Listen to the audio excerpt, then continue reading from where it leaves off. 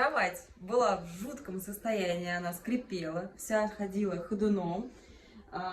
Малейшие движения раздавалось большим-большим скрипом. Александр пришел, провел диагностику, осмотрел все узлы. Отваренные штуки были на место зафиксированы.